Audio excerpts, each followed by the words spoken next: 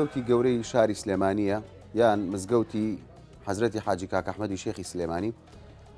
ئەم مزگەوتە لە سەرەتای دروستبوونیەوە لە سەرەتای دروستبوونی شاری سلێمانی و ئێرە دروست کراوە و تەنیا شوێنی خواپەرستی و عیبادەت نییە مزگەوتە. ئەم مزگەوتە چەند بەشێکی هەیە. یەکێک لەو بەشانەی ئەو سفر و خوانە جوانەیە کە حاجی کاک ئەحمەدی شێخ لە سەردەمی ژیانی خۆیەوە ڕای خستووە و تاکو ئێستا بەردەوامە.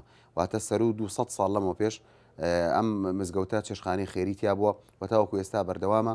ڕۆژانە 1000 کەس لە فەقیر و هەژار و خەڵکی خاوەن پێداویستی تایبەت سوودمەندن لەم چێشخانەی حاجی کاک ئەحمەدی شێخ. ئەمە لە غەیری مانگی پیرۆزی ڕەمەزانە، بەڵام لە مانگی پیرۆزی ڕەمەزانە ئێواران 3000 کەس خوانی بۆ دروست دەکرێت. ئەگەر بچین بۆ کۆتایی ڕەمەزان ئەم ڕێژەیە بەرز دەبێتەوە بۆ 4000 کەس.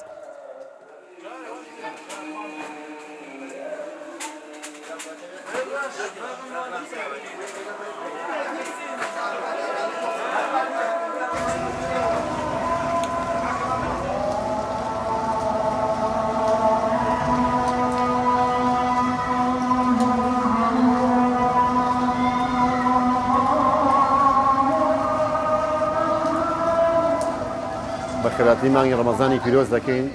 پیرۆزبایی مانگی ڕەمەزانی پیرۆز لە هەموو مسلمانانی سەر زەوی و بە تایبەتی مسلمانانی کوردستان و بە تایبەتیتر مسلمانانی شاری سلێمانی خۆشەویست. ئێمە لە چێشخانەی خێرخوازی حاجی کاک ئەحمەدی شێخ ڕۆژانە ئیمڕۆکانەیە خواردنی 2500 نەفەر لە چێشخانەکەی مە حازر کراوە و کەسێکی خێرخوازیش 1500 قاپی بۆیە ناوی واتە 4000 نەفەر خواردن لە ئیفتار ئەکرێتەوە لە چێشخانەکەی ئێمە. ئەوەی کێشمان لێرە ئاواهی تەرتیب بکرێت.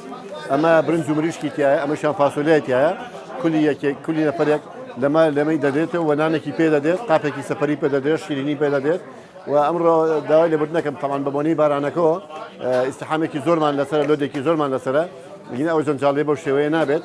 سپاس بەخوای گەورە خواندەیەکی تەندروست و پاکوتەمیز دەخێنێ بەردەستی ئەو کەسانەی کە لە مزگەوتی گەورەی شاری سلێمانی ئیفتار دەکەن.